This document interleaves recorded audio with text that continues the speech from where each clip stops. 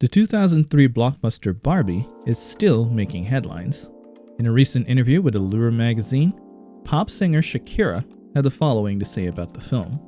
"My sons absolutely hated it. They felt that it was emasculating. And I agree to a certain extent. I'm raising 2 boys. I want them to feel powerful too, while respecting women. I like pop culture when it attempts to empower women without robbing men of their possibility to be men, to also protect and provide. I believe in giving women all the tools and the trust that we can do it all without losing our essence, without losing our femininity.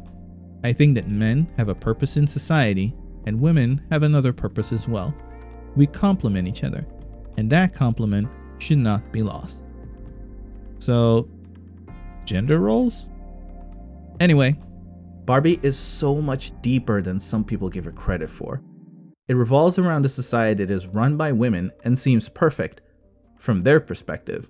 Barbie comes to the real world run by men, and it's perfect from men's perspective. The Barbies not only admit that their society has been treating the Kens unfairly, they also decide to do something about it. And then there's this line. "Please may the Kens have one Supreme Court justice." Oh, I can't do that. But maybe a lower circuit court judgeship. We accept. Some critics have argued that unless the Barbies immediately give the Kens equal treatment, it's not fair to men. But it's not about that. It's a reflection of the real world.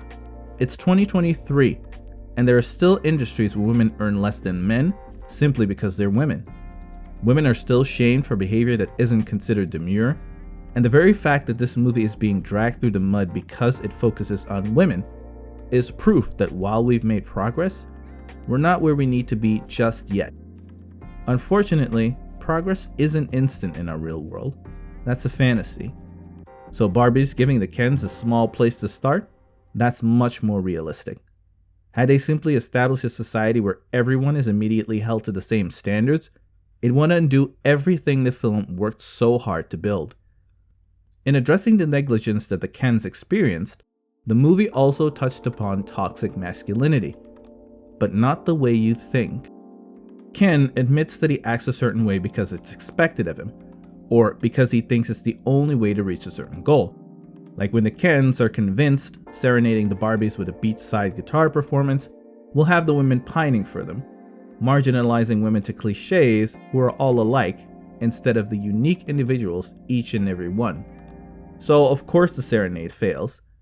I'm also glad that in the end Barbie didn't go in on his advances. This is another happy ending that would have taken away from the story.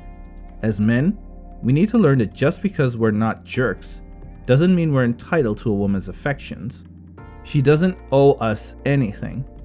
And honestly, sometimes we need to realize that it's okay to be alone. You are enough. The lesson here is, men should be allowed to be themselves, even if they aren't the macho, suave individuals that some cultures consider a real man.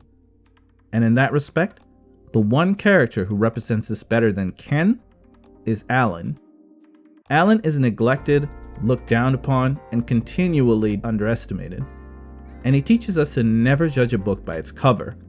When it was necessary, he proved capable enough to dispatch multiple of the more muscular Kens. He was also often the voice of reason, and proved to be emotionally more resilient than the seemingly superior Kens.